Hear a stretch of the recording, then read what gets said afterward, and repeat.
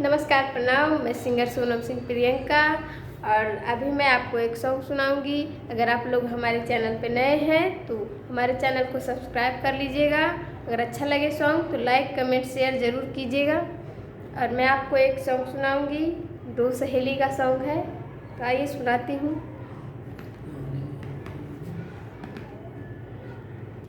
हम तो से पूछ ले सहेलियानु रे, कहू ससुरा के हाल। आय हाय हम तो से पूछ ले सहेलियानु रे, कहू ससुरा के हाल। होला कैसे दिन पार कबन होला करार, जब पिया वहाँ से प्यार होला रे। इहे सुने खातिर बानी बेहाल।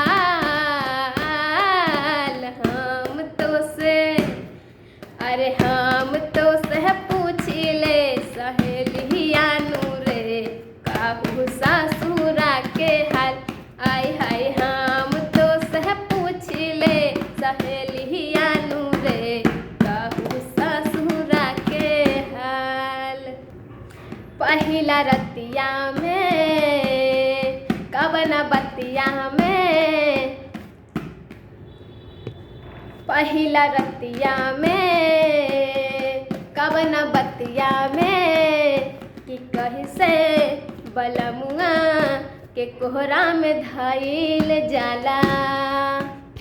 ससुरवा में दोसर घरवा में, कि कमवा अधमवा के मैनेज कइल जाला।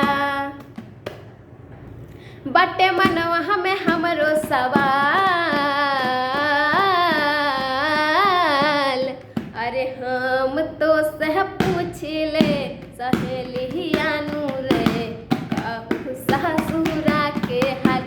आय हाय हम तो सह पूछ ले सहेलियानु रे, कहू ससुरा के हाल।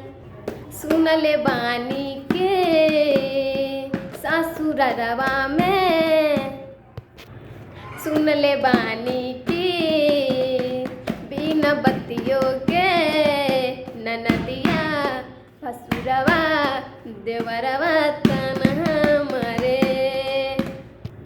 हाँ कहीं घूमे के मनवा करता रे, शिल्पी सजनवा कादू बहाना मरे।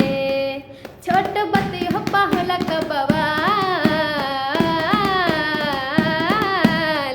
अरे हम तो सह पूछ ले सहेलियानु रे, कहू ससुरा के हाल। आय हाय हम तो सह पूछ ले सहेलियानु रे, कहू ससुरा के हाल। नमस्कार, प्रणाम। अगर अच्छा लगे तो लाइक कमेंट शेयर ज़रूर कीजिएगा और हमारे चैनल को सब्सक्राइब ज़रूर कीजिएगा। बेल आइकन ज़रूर दबाइएगा। नमस्कार।